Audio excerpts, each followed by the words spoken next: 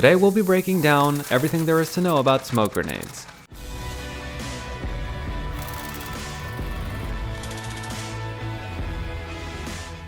Today's kind of my 1-year anniversary of my channel revival. I asked you guys whether you wanted community questions or Warzone science, and you guys all pretty much said Warzone science. If you want to know more about throwing distances and the difference between the smoke grenade launcher and the normal smoke grenades, I've got a video for that. But today I'm going to be breaking down their stats and the best way to use them. So let's get straight into it, breaking down smoke grenades. So after you start the throwing animation, it's going to take about a second for it to activate. It'll take another second though to fully spread out the smoke. A full cloud will last about 7.5 seconds. After that, it'll take about 2.5 seconds to completely dissipate. And no, just in case you were wondering, even if you manage to throw a smoke grenade into a vehicle, it's going to activate and go straight through into the ground. So how big is the cloud? It can have a radius of somewhere between 5.5 to 6 meters, depending on the shape of the cloud. Just note that the shape of the cloud is pretty round, so even if your upper body is hidden in the cloud, your legs may be sticking out at the bottom. So now that we got the basics out of the way, what's the best way to throw them? Close to you or closer to your enemy? All my tests and exact numbers are for 100 FOV. If you're at higher or lower FOV, the numbers will be different, but the main idea will still be the same. So standing 10 meters away from the cloud, it's going to take about 65 degrees. This is a pretty big chunk of your screen, but if you're not playing on ultra wide like me, or you're on a lower FOV like on console, this is going to be taking a much larger part of your screen. At 15 meters, it's only going to take about 46 degrees, which is a little bit better. At 20 meters, it's only going to be 38 degrees, and at 40 meters, it's only going to take around 20 degrees.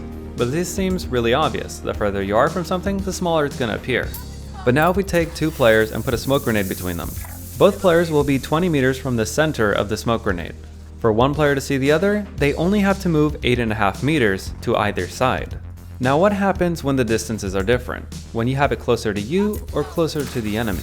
Player 1 will be 10 meters from the center, and player 2 will be 20 meters from the center. The player closest to the smoke grenade will only have to move 6 meters in order to see the other player.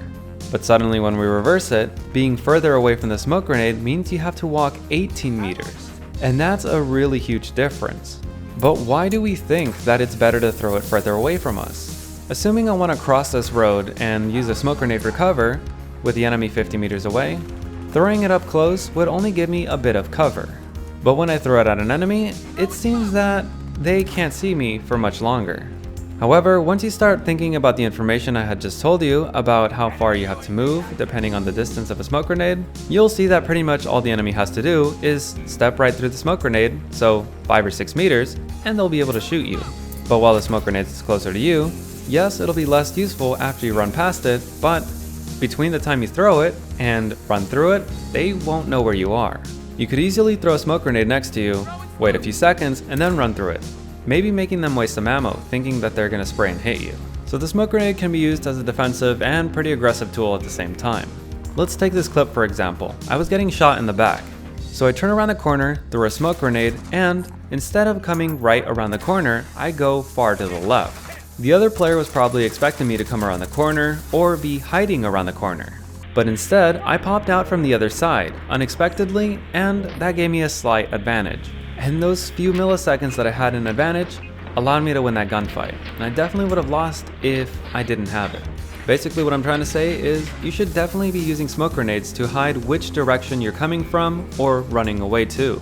If someone sees you throw a smoke grenade, as soon as the smoke starts, make sure to change your direction, even if it's just a tiny bit. The only times it would be okay to throw a smoke grenade at an enemy is if they're trying to capture a point. That way you would know that they're within a 12-meter circle and would be pretty easy to just spray and hit. But until you start shooting, they really wouldn't have any idea where you are. But that was everything there is to know about smoke grenades. Have you ever used smoke grenades aggressively, or do you mainly use them defensively? I also want to thank all of you for a great year with my channel.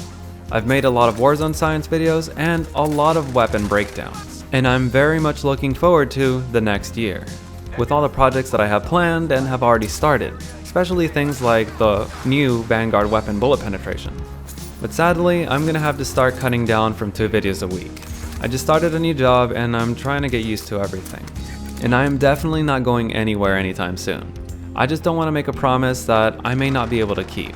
But from now until the summer, you can expect your usual Community Wednesday. But on Fridays, there may not always be a Friday video coming out. So once again, thank you for the awesome year, and thanks for watching this video.